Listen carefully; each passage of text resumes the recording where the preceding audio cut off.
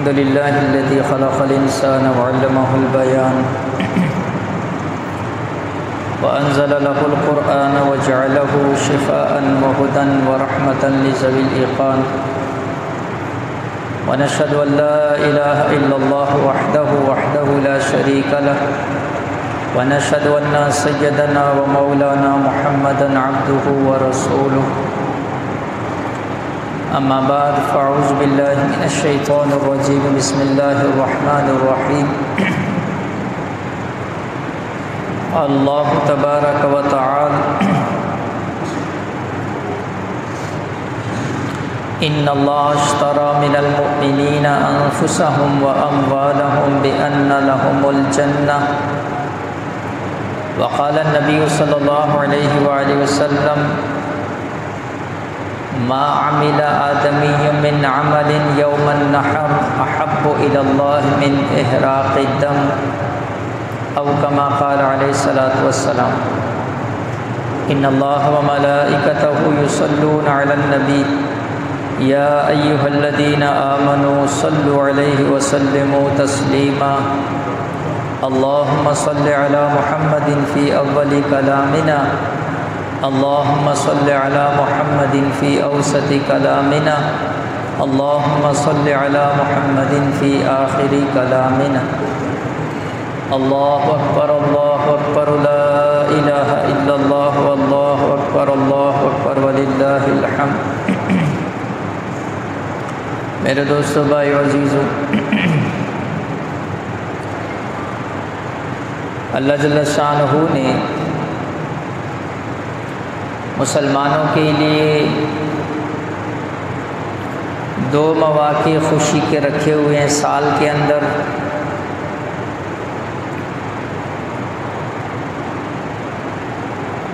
اور ان دونوں کا تعلق عبادات کے ساتھ ہے۔ عید الفطر رمضان المبارک کے اختتام پر، اور عید الاضحیٰ حج جیسا عظیم الشان عمل، حج جیسا عظیم الشان اسلام کا رکن، اس کی تکمیل پر اللہ جل شانہ کی طرف سے یہ خوشی کا دن رکھا گیا ہے۔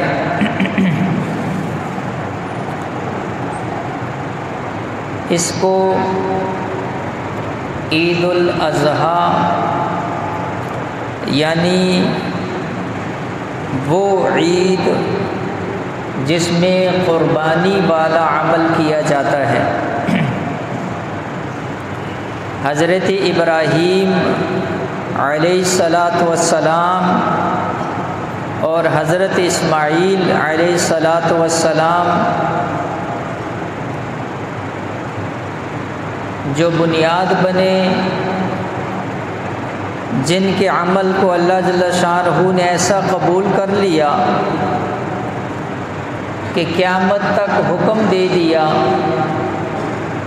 کہ اب جو بھی مسلمان صاحب استطاعت ہوگا وہ اس سنت عمل پر اس کو زندہ بھی کرے گا، اور اس سنت عمل کو اس دن کے اندر اسی جذبے شوق کے ساتھ جس طرح حضرت ابراہیم علیہ السلام اللہ کے حکم پر سب کچھ قربان کرنے کے لیے تیار ہوگی۔ اللہ رب العزت نے ہر طرح سے آزمایا، ہر آزمائش آئی۔ ابراہیم علیہ السلام سے مال کا مطالبہ ہوا، انہوں نے مال پیش کیا۔ جان کا مطالبہ ہوا، آگ کے اندر کود پڑے۔ اور دنیا کے اندر انسان کو اپنی اولاد کے ساتھ بہت زیادہ محبت ہوتی ہے، کہ جتنے بھی والدین ہوتے ہیں تکلیف پریشانی اٹھاتے ہیں، اپنے اوپر سختیوں کو برداشت کرتے ہیں کہ ہماری اولاد جو ہے وہ تکلیف سے بچ جائے، پریشانی سے بچ جائے۔ رب تعالیٰ نے ابراہیم علیہ السلام سے اس پیاری اولاد کے بھی لینے کا مطالبہ ہو گیا، اور اولاد بھی ایسی جو حضرت اسماعیل علیہ السلام جیسی ہے، اور اولاد بھی ایسی جو اللہ رب العزت نے بڑھاپے کے اندر عطا کی ہے۔ اس حالت کے اندر ابراہیم علیہ السلام سے مطالبہ ہوا، اور ابراہیم علیہ السلام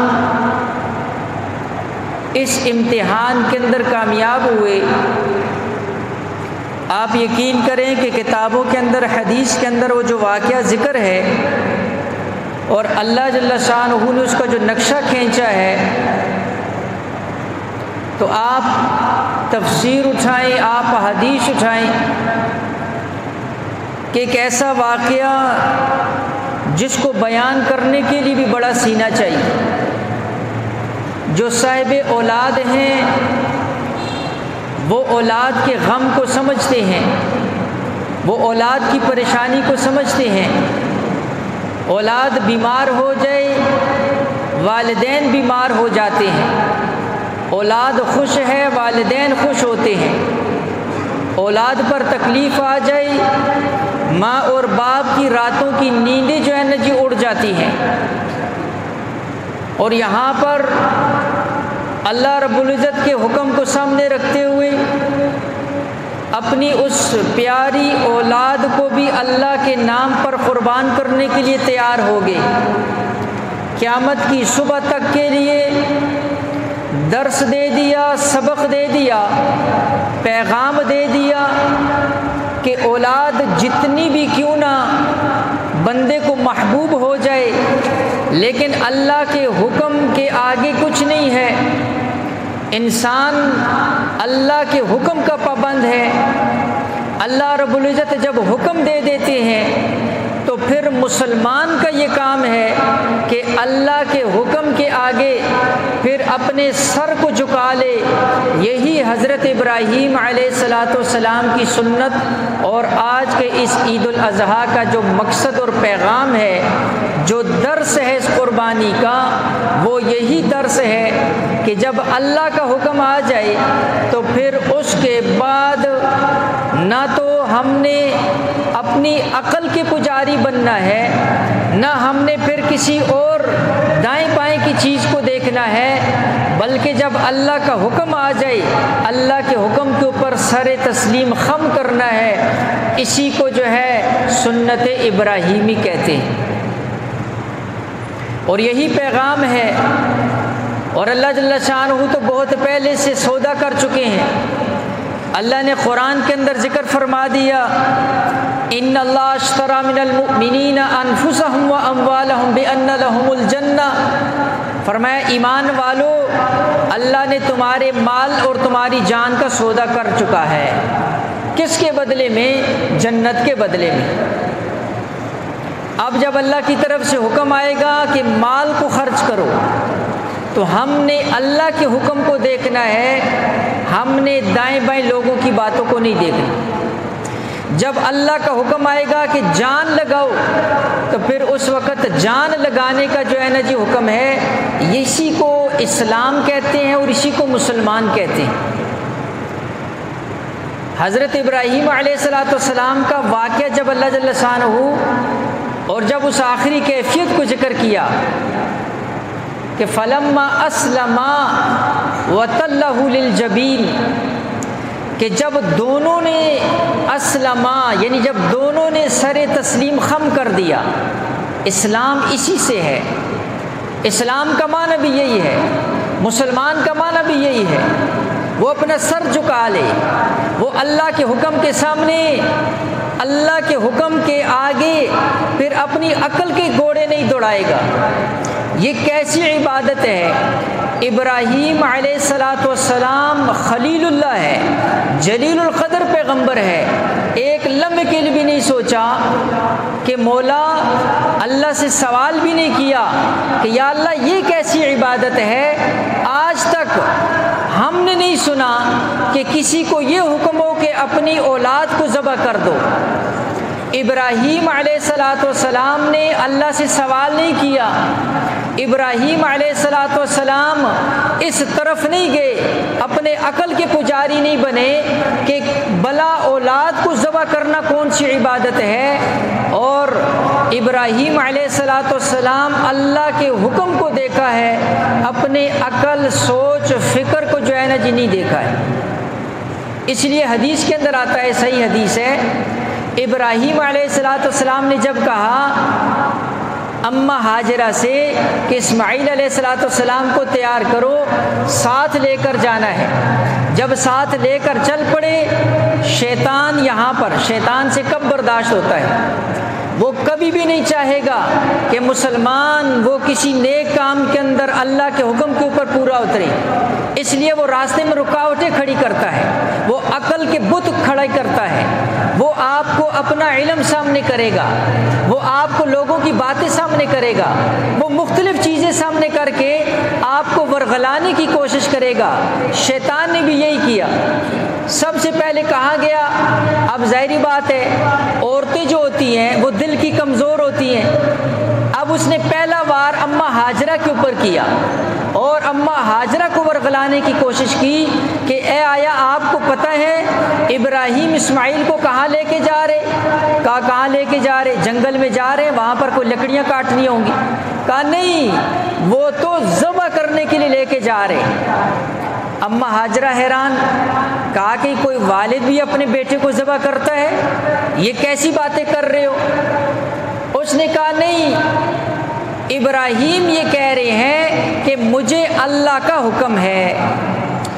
شیطان کے منہ سے بھی یہاں یہ بات کہا، ابراہیم یہ کہہ رہے ہیں مجھے اللہ کا حکم ہے، تو پھر وہ بھی تو اماں ہاجرہ تھی، وہ بھی تو پیغمبر کی گھر والی تھی، اسماعیل کی والدہ، جو اسماعیل کی جس نے تربیت کی وہ خود کتنی عظمت والی مقام والی ہوگی، جس نے اسماعیل کو یہ صبر سکھایا، جس نے اسماعیل کو اطاعت سکھائی، جس نے اسماعیل کو یہ مقام سکھایا، وہ خود کتنے درجے والی ہوگی۔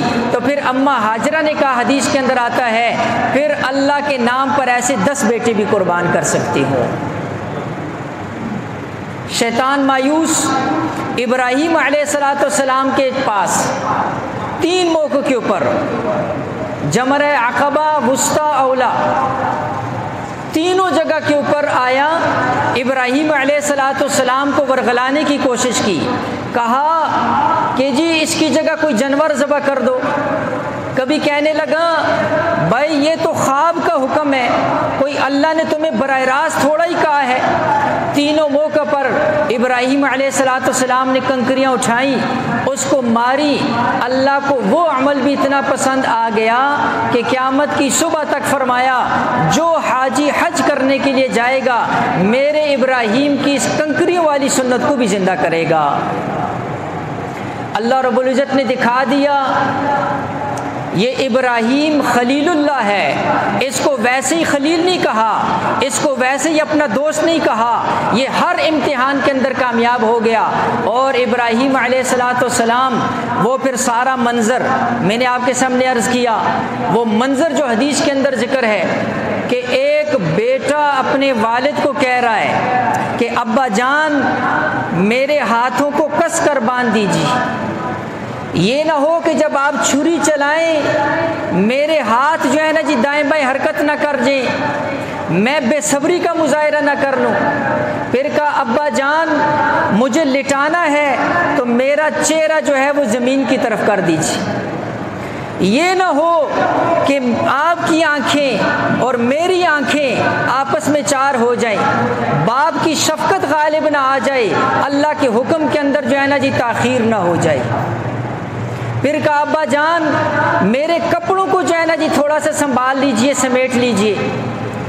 اور پھر کہا ابا جان میرا سلام جا کر میری والدہ کو کہہ دینا، اور میری والدہ کو کہہ دینا کہ آپ جو ہے نا جی پریشان نہ ہوں اور آپ صبر کا مظاہرہ کریں۔ اندازہ کرو 80 سال کا بوڑھا باپ ہے اور ابھی بچہ جو ہے جس کی عمر جو ہے 10 یا 12 سال ہے، یہ بچہ اپنے والد کو یہ باتیں کر رہا ہے۔ اس موقع کے اوپر علماء نے لکھا یہ وہ موقع تھا جب عرش کے فرشتوں کی بھی چیخیں نکل گئی۔ مینا کا میدان اور اس میدان کے اندر یہ منظر، تو اللہ جل شانہ نے امتحان لینا تھا اور قیامت تک امت محمدیہ کو بھی بتانا تھا کہ اس کو خلیل کہتے ہیں، اس کو اطاعت کہتے ہیں، اس کو حکم کے اوپر چلنا کہتے ہیں۔ جب حکم آیا بیٹے کی گردن کے اوپر بھی چھری رکھ دی، تم جو ہے نا جی حرام نہیں چھوڑ سکتے ہو، تم اپنی اس اولاد کے لیے اپنے رب کو ناراض کرتے ہو۔ ابراہیم نے اپنے رب کی رضا کے لیے اپنی بیٹے کی گردن پر بھی چھری رکھ لی ہے۔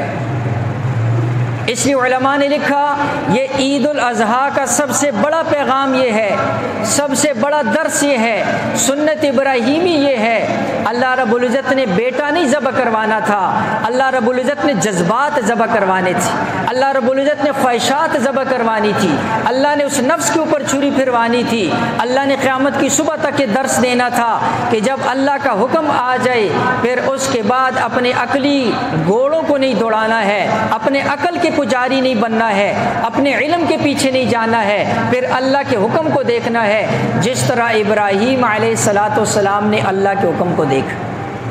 تو آپ ذرا اندازہ کر سکتے ہیں، آپ ذرا تصور تو کرو۔ اس لیے علماء نے لکھا قربانی کا جانور پہلے سے پال کر رکھنا، قربانی کے جانور کو اپنے ساتھ مانوس کرنا، اپنے ساتھ عادی کرنا۔ حضرت تھانوی رحمۃ اللہ علیہ کے بارے میں آتا ہے وہ پہلے سے قربانی کا جانور اپنے ساتھ رکھتے، اس کو اپنے ساتھ مانوس کرتے۔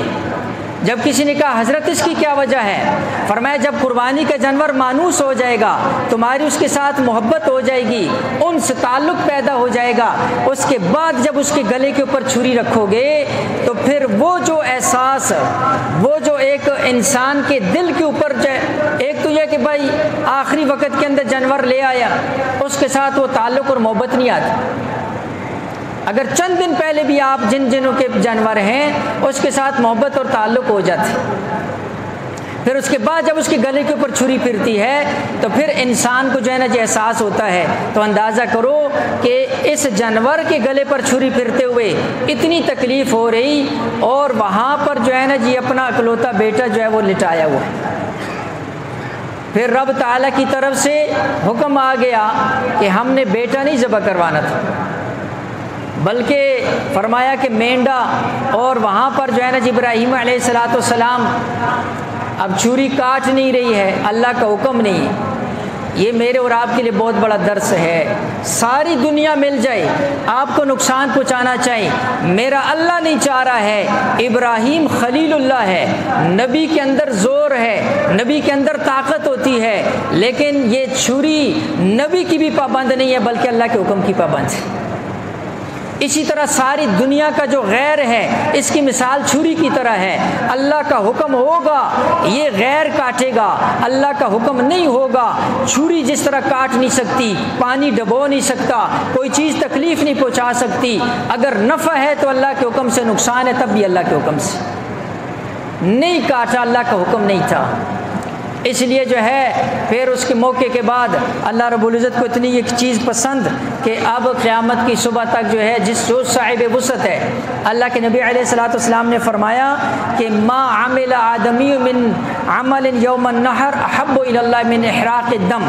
آج جو یوم النحر ہے 10 ذی الحج ہے، آج کا افضل ترین عمل جو ہے وہ احراق الدم ہے، خون بہانا ہے۔ میں نے جمعے میں بھی جو فضائل عرض کیے کہ ساری جتنا کوئی کروڑوں صدقہ کر دے لیکن اگر کسی پر قربانی ہے وہ آج کے دن قربانی نہیں کرتا ہے، گناہ کبیرہ کا جو ہے نا جو مستحق۔ قربانی جو ہے یہ واجب عمل ہے اور آج کے دن کا افضل ترین عمل ہے۔ اس لیے فرمایا جب صحابہ نے پوچھا حضور علیہ السلام نے فرمایا اللہ ہر بال کے بدلے کے اندر نیکی عطا فرمائے گا۔ اس لیے اخلاص کے ساتھ، اخلاص نیت کے ساتھ، اللہ کو راضی کرنے کے جذبے کے ساتھ، اور جو ہے جس طرح ابراہیم علیہ السلام کے اس واقعے کو سامنے رکھتے ہوئے انشاءاللہ جو ہے اس قربانی کے عمل کو کریں گے تو اللہ جل شانہ تقوی کو دیکھتا ہے، اخلاص کو دیکھتا ہے۔ اللہ رب العزت کو نہ گوشت کی ضرورت ہے، نہ اللہ رب العزت کو جو ہے نا جی اس جانور کے خون کی ضرورت ہے۔ آخری بات، اب جیسے مولانا رومی رحمۃ اللہ علیہ نے لکھا، فرمایا پہلے زمانے کے اندر بادشاہ کے پاس جو ہے کوئی تحفے تحائف آتے تھے، بادشاہ اس کے اوپر ہاتھ رکھتا تھا، دوبارہ واپس کر دیتا تھا جو تحفہ لے کر آتا، یعنی وہ ایک اشارہ ہوتا کہ میں نے تحفہ قبول کر لیا ہے، میں بادشاہ ہوں، میرے پاس اس سے زیادہ خزانے ہیں، یہ تم واپس لے جاؤ۔ فرمایا اللہ رب العزت یہاں پر جانور کے نہ اللہ کو خون کی ضرورت نہ گوشت کی ضرورت، جب اس کی گردن پر چھری پھرتی ہے اس کا خون نکلتا ہے۔ حدیث کے اندر اللہ کے نبی نے فرمایا زمین پر بعد میں لگتا ہے، اللہ اس کو پہلے اپنے دربار میں قبول کر لیتے اور اللہ پھر اس کو واپس کر دیتے ہیں، وہ پہلے بادشاہوں والا کہ اب مجھے اس کی ضرورت نہیں ہے، اب یہ تم لے جاؤ، اس کو کھانا ہے، اس کو استعمال کرنا ہے، یہ جو بھی چیز ہے یہ ساری تمہاری ہے۔